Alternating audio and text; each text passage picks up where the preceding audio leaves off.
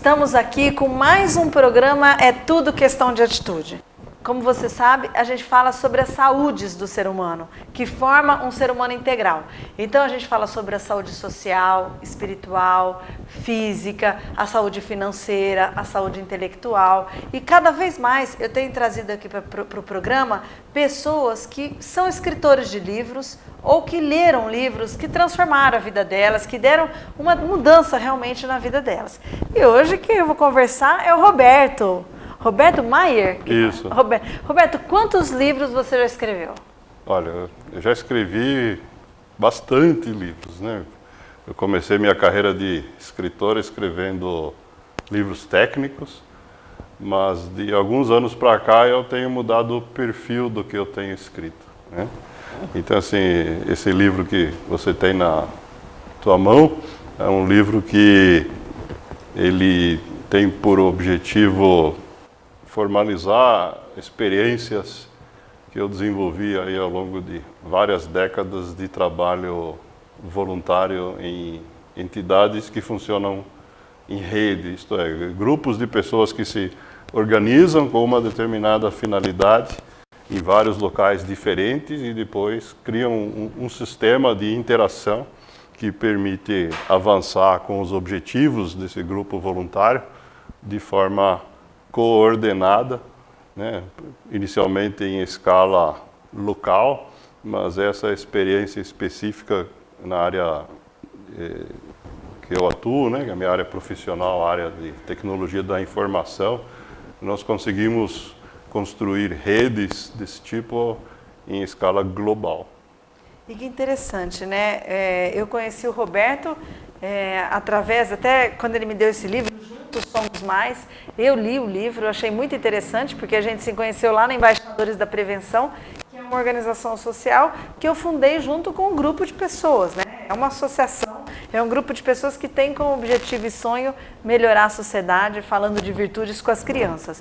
E o Roberto foi muito interessante, porque eu falei para ele que um dos meus sonhos é falar com o Bill Gates.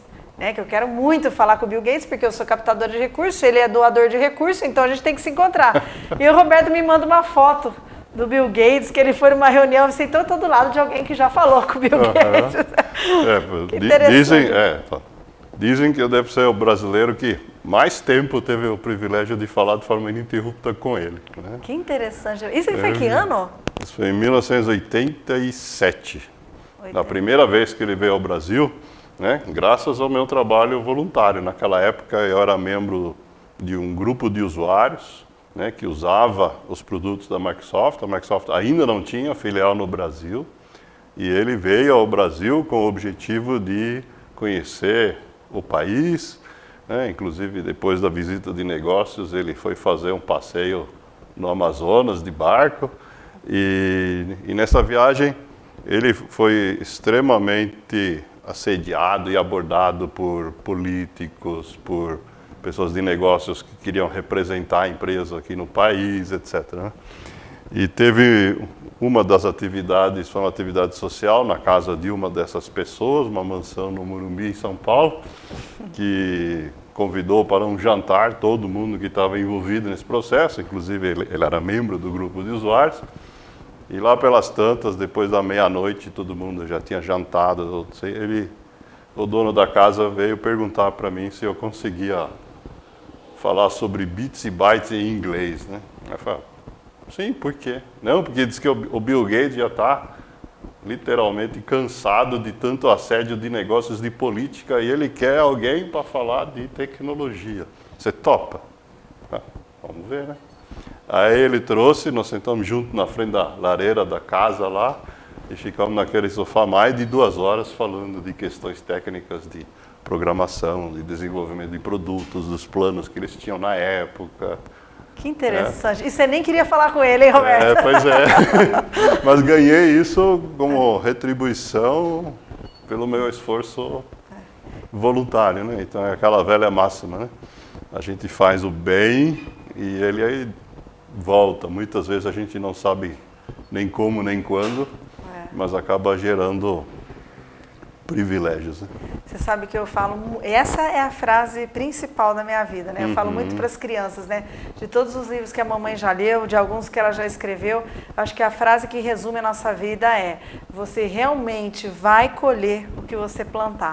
E a gente nunca sabe quando, né? Exatamente. Quando que você vai colher, como que vai ser. E o caminhar, né, Roberto? O interessante é o caminhar. Vocês estão vendo que aqui eu tenho um monte de... A gente pode falar sobre tudo, né? A gente pode falar sobre os livros que o Roberto escreveu, sobre Juntos sobre Somos Mais, sobre tecnologia de informação, né? Eu tive uma entrevista há um tempo atrás e que a gente falou muito sobre a tecnologia de informação e como isso está avançando, né, Roberto? É algo incrível, como a tecnologia está transformando a vida das pessoas.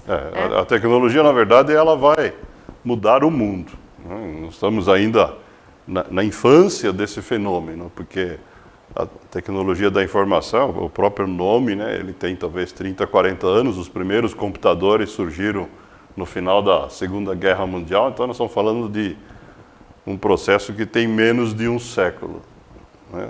Se a gente for olhar para a história aí mais recente, né, nós temos, na verdade, um processo aí de transformação do mundo, né, que veio primeiro na esfera política, né, com a criação dos países, né, que hoje a gente acha normal, mas tudo é passageiro, né, inclusive esse equilíbrio, né. Depois nós temos fenômeno mais recente aí, o surgimento das grandes empresas multinacionais. Hoje muitas delas são maiores e mais importantes para os destinos da humanidade do que muitos desses países, né? E eu creio que a onda seguinte é o trabalho das pessoas organizadas em rede através do uso da tecnologia. Porque os Estados nacionais baseiam o seu poder na força militar, né? As multinacionais baseiam o seu poder no poderio econômico. E ele é superior ao militar, ao ponto que hoje mesmo potências militares, como os Estados Unidos, preferem usar o poder econômico. O vídeo que nós estamos passando neste momento com o bloqueio das contas da Venezuela nos Estados Unidos. Né? E o terceiro passo é através do poderio da informação. Então, o que acontece? Eu costumo dizer que a informação, quando ela circula livremente, ela permite fazer coisas que parecem impossíveis. Por exemplo, o primeiro fenômeno desse tipo foi a derrubada da União Soviética, né? Que ninguém entendeu muito bem porque ela se desmanchou de uma hora para outra, né? Mas, na verdade, foi por causa de um aparelho que hoje já caiu em desuso, né? Que é o chamado fax, né? Que permitiu o quê? Permitiu que a informação circulasse de uma pessoa para outra, sem o controle centralizado do governo, do Partido Comunista, né? Então, isso fez com que as pessoas, em conjunto, conseguissem ter poder. E é isso que provocou essa mudança, né? Hoje, com o avanço da tecnologia, a disponibilidade de aparelhos como nossos celulares, que não são telefones, na verdade são computadores de mão, né? Às vezes em quando a gente usa para falar, mas serve para um monte de outras coisas. E a gente tem já visto fenômenos como a Primavera Árabe, por exemplo, e vários outros exemplos desse tipo ao redor do mundo, que são os primeiros sinais, no meu modo de entender, de um processo onde o poder vai passar para as pessoas. Acontece que, se esse poder ficar meramente disperso e cada um falar o que quer, etc., então nós temos algo semelhante ao caos que reina nas redes sociais. E que a gente vê muito. A saída para isso é a formação de redes de voluntários que comungam de um objetivo comum, né? Então, o que acontece? Se, no teu caso, por exemplo, você está trabalhando com as virtudes, se você tiver grupos que têm o mesmo objetivo, espalhados ao redor do planeta, e todos trabalhando mancomunados, o resultado disso é que as pessoas vão passar a aderir a ter esse tipo de comportamento, independentemente de leis, né, de coerção militar ou econômica, é por convencimento. E o que a tecnologia permite, que é a grande novidade, justamente é que a gente possa ter essa capacidade de sincronizar essa atividade de um monte de pessoas, independentemente de onde elas estejam, com o mesmo objetivo, através do uso da tecnologia e da comunicação instantânea a nível global. Olha, você que assiste meus programas sabe que eu adoro falar, né? E eu fiquei quietinha, porque eu acho que a gente tem que ter esse conhecimento e parar de ter medo. Ontem, vindo trabalhar, eu ouvi na rádio que foi aprovado um projeto de lei aqui no Brasil dos telemédicos. Então, a partir de ontem, eu posso ser consultada pelo meu médico pelo WhatsApp. E assim, por eu ter nascido numa outra geração, né, numa outra década, a princípio você fala assim, nossa, vai dar tudo errado. Só que daí eu comecei a pensar a quantidade de vezes que já com os meus médicos amigos, eu consegui pedir para eles exames médicos, não ter que ir até o consultório, eu consegui ligar através do WhatsApp e falar assim, eu estou com esse problema, o que você acha que eu posso fazer agora? E aí depois de tudo esse circo pronto, ir lá com ele, para ele com a documentação e falar, agora me ajuda. Né? Quando me falaram do Watson, eu fui fazer pós-graduação na Unicamp em Economia, e aí o professor falou do Watson, eu fiquei assim, como assim? Vai ter um computador, um robô? E daí aí ele falou, calma, vai ajudar o ser humano a ele ser quem ele é. Então assim, se eu estava na dúvida qual era a pauta da conversa, agora eu não tenho mais. Vamos falar de tecnologia, tá, Roberto? Mas depois de um rápido apoio cultural, a gente volta.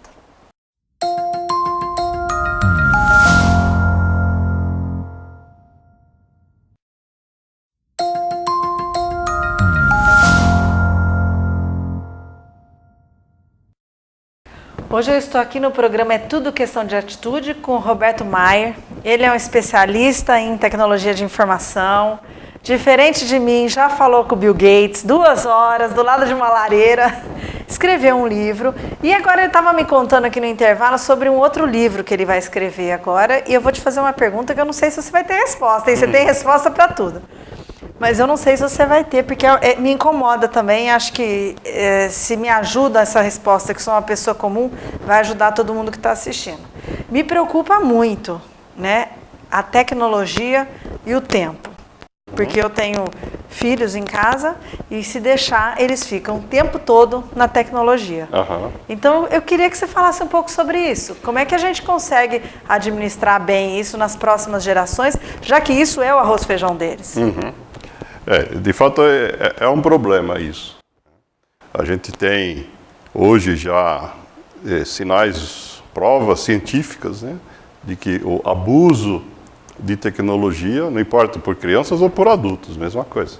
Ele leva a mudanças de comportamento semelhantes às que se provoca, por exemplo, com o abuso de substâncias psicoativas, como drogas, por exemplo. Acontece que, assim como no caso das outras substâncias, né, a parte da população que tem esse, entre aspas, defeito, né, de cair nesse problema é pequena. E não é porque alguns não podem beber, por exemplo, né, que o álcool seja proibido para todos. E a tecnologia tem tantos benefícios que pensar nisso é absolutamente impossível. Então, o que a gente precisa, na verdade, é fazer um trabalho de educação e conscientização para que a tecnologia seja usada da forma adequada. Porque nós não podemos pensar, por exemplo, numa criança que não tenha um desenvolvimento psicomotor, que não faça esportes, que não saiba se localizar no espaço, que não saiba chegar numa determinada rua sem ser guiada por um aparelho, porque aí ela vira escrava do aparelho. A hora que o aparelho der instruções erradas, ela não chega, né? Ela vira escravo do aparelho. Né? Então, de fato, a gente tem essa dificuldade, mas eu gosto de observar o seguinte, essa dificuldade ela não é própria da tecnologia da informação. Essa dificuldade ela vem desde a idade da pedra. Porque a pedra, que foi a primeira tecnologia que o ser humano adotou, ela serve para o bem e para o mal. Você pode tacar na cabeça do outro, fazer histórias fogo. De pessoas que foram apedrejadas, tem muitos relatos. Mas a mesma pedra serve para cortar comida, para construir casas e assim por diante. E se a gente pegar exemplos mais recentes, a energia elétrica, a aviação, a energia atômica, qualquer tecnologia, ela tem essa característica. A tecnologia per se, ela não é nem boa nem ruim. Ela vai ser boa ou ruim conforme o uso que nós, enquanto seres humanos, fizermos dela. Então, nesse processo é que a gente tem a oportunidade, como seres humanos, de nos aperfeiçoar, e faz parte desse processo nos educarmos, né? Como a tecnologia da informação ela é nova e esses efeitos ainda estão no começo, tem muito pouca informação. Então, por exemplo, vou só para citar um exemplo, na última reforma da codificação internacional de doenças, né, que é utilizada pelos médicos e determinada pela Organização Mundial da Saúde, nós tivemos a inclusão, né, no capítulo de transtornos mentais, no subcapítulo dos abusos, dos comportamentos gerados por uso abusivo de qualquer coisa, né, que inclui as drogas, também o uso de tecnologia, né. A CID atual, né, a CID-10, que todo mundo usa quando vai no médico para dar um atestado, quando tem algum problema e não pode trabalhar, por exemplo, não pode ir na escola, né. A CID-11, ela foi finalizada em junho do ano passado e ela está em fase de treinamento e implantação. Os médicos têm que aprender, porque a classificação é nova, né? Mudou não só isso, mas um monte de outras coisas. Os sistemas de saúde têm que ser adaptados, né, para a questão da estatística médica. Então, ela vai entrar em vigor oficialmente de forma obrigatória no mundo inteiro a partir de 1º de janeiro de 2022, se não me engano. Mas já é uma realidade, já foi reconhecido isso com base em estudos científicos, né, fazendo mapeamento aí de atividade cerebral de pessoas que realmente abusam e verificando que o resultado é o mesmo, né? E, Roberto, eu acredito que se a gente conseguir conscientizar as crianças desse tema do seu próximo livro, né, que é o tempo, né, que é um bem preciosíssimo, que não volta, que tem que ser bem usado com a tecnologia e muitas vezes não, seria uma ferramenta incrível para as crianças, né? Se elas entenderem o quanto tempo, porque quando você é pequeno, você quer aproveitar a vida. Eu, pequena, queria aproveitar a vida jogando vôlei na rua, numa rua de Campinas, que hoje você não consegue jogar vôlei mais, porque passa a gente o tempo todo de carro. Então, assim, hoje as crianças estão num outro ambiente que é o tecnológico, que é o digital. Sim. Então, se eles conseguirem entender como unir isso, é incrível, porque a vida é muito melhor com a tecnologia. Com certeza. Na verdade, aí, na tua pergunta, você acaba varrendo aí um terceiro assunto, né, que é a questão espiritual. Porque quando a gente fala assim, não, meu objetivo como criança era praticar um esporte na rua, né, de fato, aquilo era a tua preocupação naquele momento, a tua forma de obter prazer. Mas a vida, ela não pode ser apenas a obtenção de prazer, porque a gente cresce nas dificuldades. Quando tudo é fácil, a gente mantém o status quo, o máximo que vai acontecer é perder algum pedaço, não ganha nada, né? E esse tema é tema de um outro livro, que já está praticamente pronto, ele está para entrar na gráfica, para impressão, né? Que eu escrevi, eu tenho 1 ano e meio mais ou menos, né? Que eu terminei o manuscrito, na verdade é baseado na oração da serenidade, né? A oração base aí de todos os grupos de apoio mútuo, como Amor Exigente, os anônimos, né? De todos os tipos, e para mostrar que por trás dela, na verdade, existe um conjunto de valores, onde essa questão, por exemplo, que você colocou, do hedonismo, né? Que é a exacerbação, né? Da busca do prazer, ela não leva aos resultados que a gente quer, né?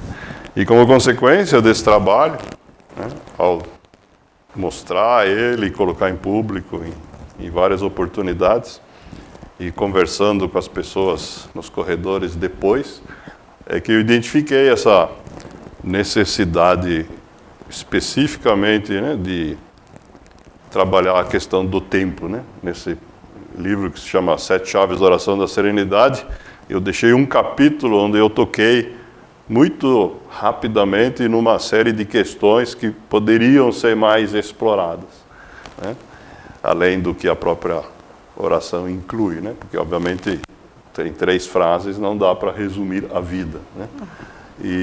Mas a questão do tempo é que nas conversas acabou aparecendo como aquela que gera mais dificuldade. E o uso do tempo, ele gera dificuldades de toda ordem para pessoas de todas as idades, né? Lembrar primeiro que o tempo é o único recurso que nós temos à nossa disposição, que é igual para todo mundo ganha 24 horas a cada dia. É um recurso que nós não podemos guardar, isto é, eu não posso pegar minhas 24 horas de hoje e deixar para usar amanhã. Ou eu uso hoje, ou não tem mais. A gente não pode pedir emprestado, como faz com dinheiro. Eu não posso chegar para alguém e dizer, me empresta 24 horas, eu vou devolver 40 na semana que vem. Não tem como. Nem pagando, Pois é. Então, o que acontece? Essa é a primeira questão, né? O tempo é um recurso extremamente limitado e cheio de regras para o seu uso, né? O que já gera uma primeira dificuldade. A segunda questão, a gente pode falar que é espiritual ou psicológica, né? Tem pessoas que passam ao longo do tempo por experiências que fazem com que elas deixem de usar o tempo presente e passem a viver em função de experiências passadas, memórias, traumas, conforme o caso, né? Então essas pessoas basicamente vivem remoendo o passado, né? Muitas vezes se tornam doentes. Nós temos o contrário, tem pessoas que vivem fantasiando o que vai acontecer no futuro, né? São ansiosas ou mais além disso. E, na verdade, o único momento que a gente tem para viver é o momento presente, né? Isso está bem resumido na frase só por hoje, né? Que muitas pessoas utilizam. E então, na verdade, a minha preocupação é ensinar as pessoas de que maneira organizar para poder, de fato, tirar melhor proveito do tempo, baseado não só na minha experiência, mas de todos os grupos que eu participo. Eu já estou doida para esse livro, acho que você já falou um pouquinho de cada capítulo aí, e com certeza vou te convidar para de novo estar aqui no nosso programa, é tudo questão de atitude, para falar sobre a importância do tempo na nossa vida, que eu adorei. Não empresta, não dá para vender, então a gente tem que usar bem. Roberto, chegou ao fim. Obrigada pela sua presença, por tanto ensinamento. Eu fiquei quietinha hoje, geralmente eu não fico, hein? Para aprender bastante com você. Eu que agradeço aí a oportunidade, estou à disposição aí para outras oportunidades. Com certeza.